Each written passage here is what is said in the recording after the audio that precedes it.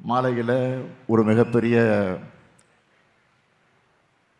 தேர்தல் களத்தில் பணியாற்றக்கூடிய பாகமுகவர்களின் மாநாடு. அதை தொடர்ந்து இந்த நிகழ்வு. நம்முடைய சகோதரர் கமலஹாசன் அவருடைய அழைப்பை நான் மறுக்க முடியுமா?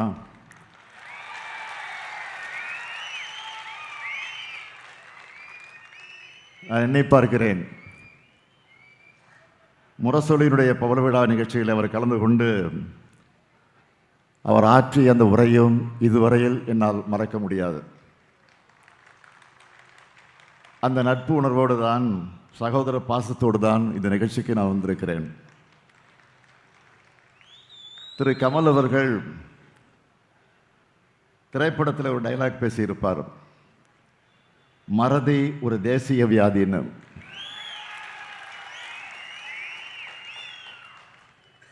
அதுபோல காந்தியடிகளையும் மக்கள் மறந்துடக்கூடாதுன்னு தான்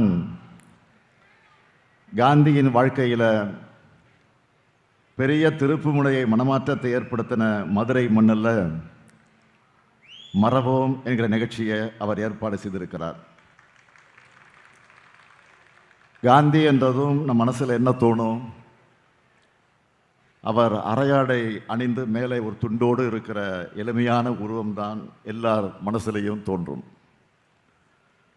அப்படி அவர் அரையாடைக்கு மாறிய மண் தான் இந்த மதுரை மண். அப்படிப்பட்ட மதுரையில்,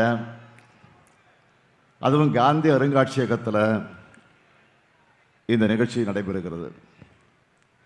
ராணி மங்கம்மாள் அவர்களால் கட்டப்பட்ட அரண்மனையில் இந்த அருங்காட்சியகத்தை அமைத்து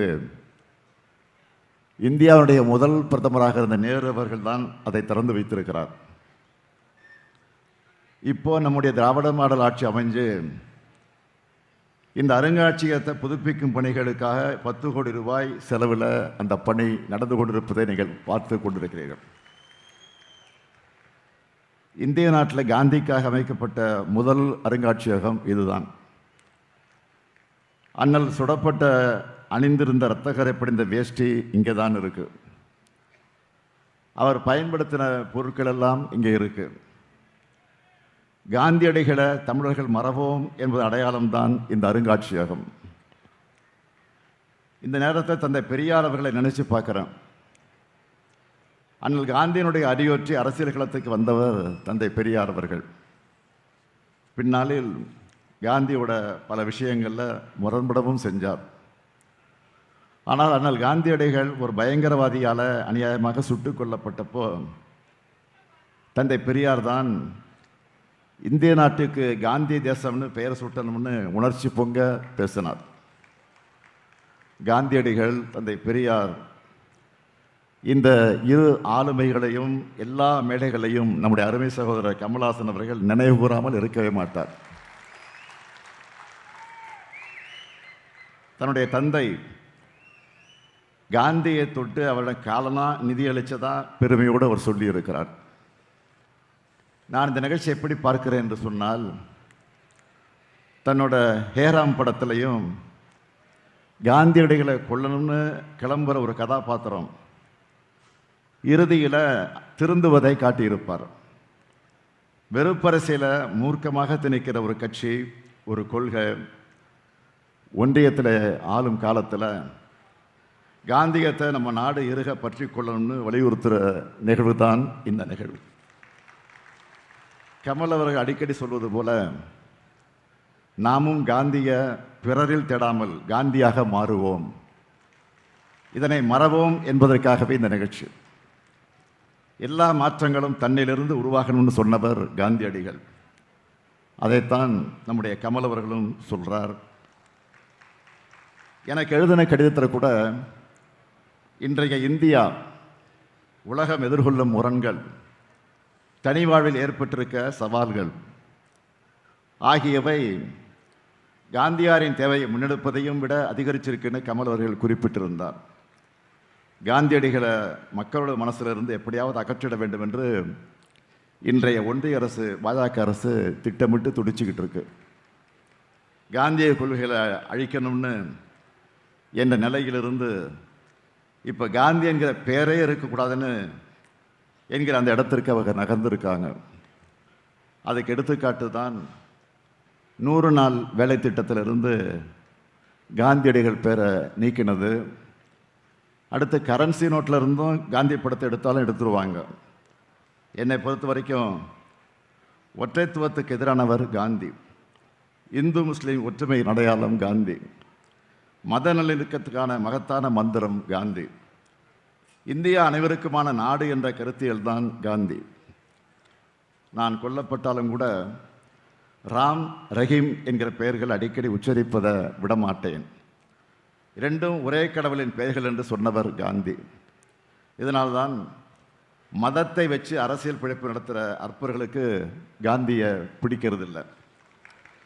அண்மையில் பாஜகவை சேர்ந்த ஒரு முதலமைச்சரை முஸ்லீம்களுக்கு எதிராக வன்முறையை தூண்டுறதை பார்த்துருப்பீங்க. இதை சொல்லவே நமக்கு வெட்கமாக இருக்குது. ஆனால் எந்த வெட்கமும் இல்லாமல் இப்படியான செயல்களில் அவங்க ஈடுபடுறாங்க. சமூக ரீதியாக, கல்வி ரீதியாக பிற்படுத்தப்பட்ட முஸ்லீம்களுக்கு இடஒதுக்கீடு கூட இருக்கக்கூடாதுன்னு நினைக்கிறாங்க. கிறிஸ்மஸ் அன்னைக்கு கிறிஸ்துவர்கள் மேலே தாக்குதல் நடத்துகிறாங்க. மாற்றுத்திறனாளி என்று கூட பார்க்காமல் சிறுமி மேலே தாக்குதல் நடத்துகிறாங்க. தமிழ்நாட்டிலும் இப்படியான சம்பவங்கள் அரங்கேற்ற வேண்டும் என்று வெறி பிடிச்சு அலையிறாங்க. நம்ம அரசும் உங்களை போன்ற தோழமை கட்சிகளும் இருக்கும் வரை அதை நாங்கள் நடக்க விடவே மாட்டோம். மண்டோ என்ற புகழ்பெற்ற எழுத்தாளர் இந்தியா பாகிஸ்தான் பிரிவினையும் போது நடந்த வன்முறையை பார்த்து என்ன சொன்னார் தெரியுமா?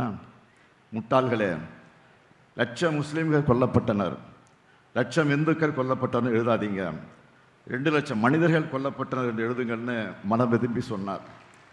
அவர் சொன்னது சரிதான். மதம் பிடிக்காம மக்களை பக்குவப்படுத்துவது தான் மதங்களின் வேலை. மதவெறி புகுந்தா முதல்ல சாகிறது மனிதம்தான். இதை நல்லா உணர்ந்திருக்கிற காரணத்தால் தான் வெறுப்பை புறந்தள்ளி தமிழ்நாடு வளர்ச்சி பாதையில் போகுது. மனிதத்தையும் மனிதர்களையும் அழித்து ஆட்சியை பிடிக்க நினைக்கிற பாஜகவின் பிடியில் தமிழ்நாடு சிக்கக்கூடாது. இதுக்காகத்தான் சொல்கிறேன், இந்த தேர்தல் தமிழ்நாடு வர்சஸ் என்டிஏ, அதில் தமிழ்நாடு வெல்லும். பாஜக வெறுப்பு என்ஜின்கள் தமிழ்நாட்டுக்கு தேவையே இல்லை.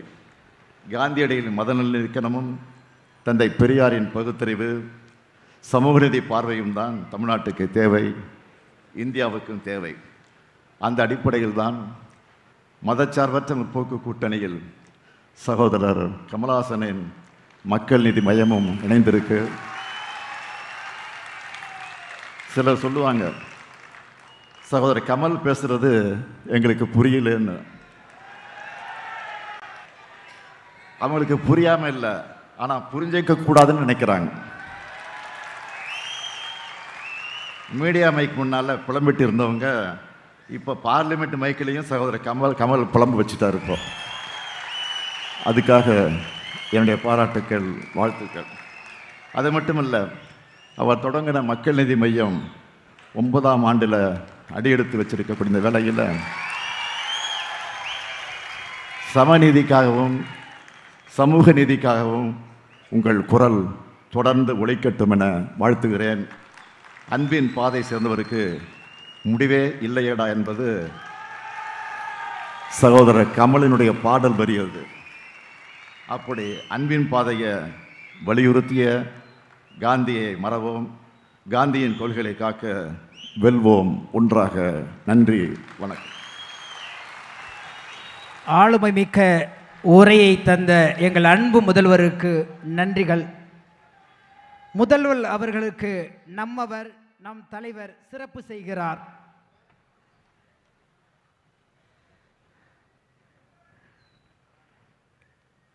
இந்த விழாவை தலைமையேற்று தலைமையுரையாற்றி அன்பை வெளிப்படுத்திய நம் முதல்வருக்கு நம்மவர் அவர்களின் அன்பு பரிசு.